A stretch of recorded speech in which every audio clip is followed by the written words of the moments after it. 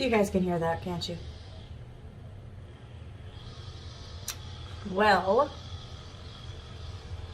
I'll just study and we will get back to this.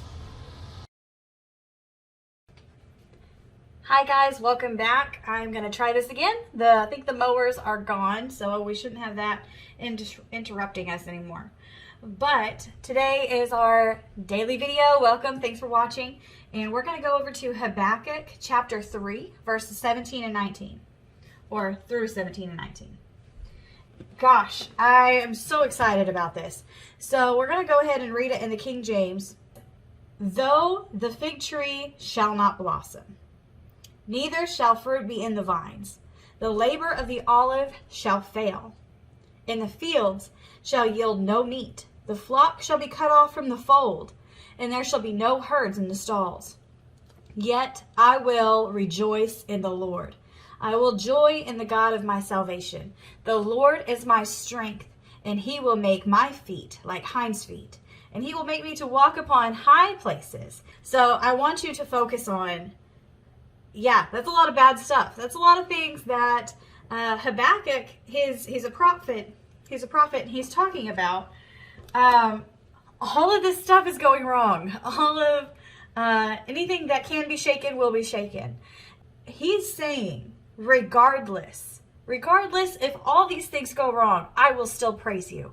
Regardless if all of this stuff still goes wrong, and he's not saying and or, he's saying like if all of these things all happen all at one time and life just sucks, I will continue to praise my God. I will have joy of my salvation. And I really like this because it's sixfold.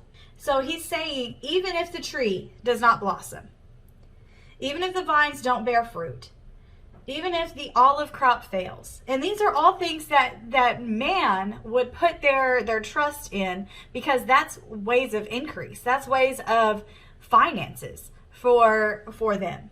And he's saying, even if all of these finances fail, even if all of these systems that the world relies on, even if all of them fail, I will still praise you.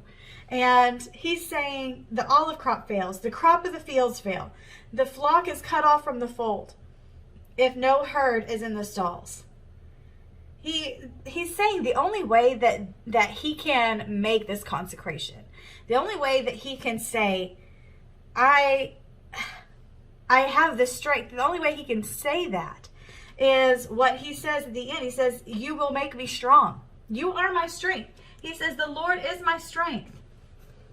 He's saying, you God, you make my feet like hinds' feet. And I had to do a little bit of study on that, because hinds' feet, the Hebrew actually translates it into doe's feet. But if you look at deer, and also that same illustration is used with mountain goats, where you literally see them on a 90-degree angle climbing walls. That's hinds' feet.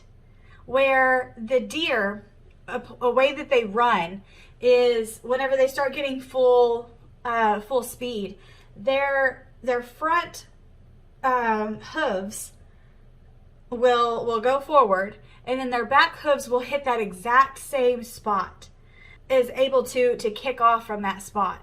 But the way that their hooves, and this is for goats, the way that their hooves are designed is that their feet are stable. That wherever they're standing, the way that their hooves are designed, the way that God created them, is they basically take the shape of whatever they're standing on.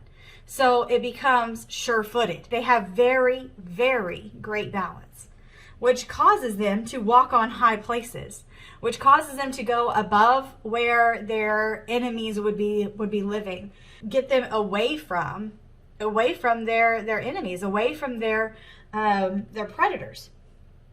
So he's saying the only way that I can say all of these things are taken care of, that even if the fig tree doesn't blossom, even if the crop fields fail, even if all of this fails on the earthly standpoint, even if all of this goes down the drain, he says, you are still my strength.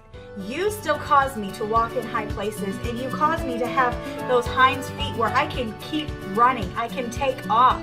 and I can outlast my enemy.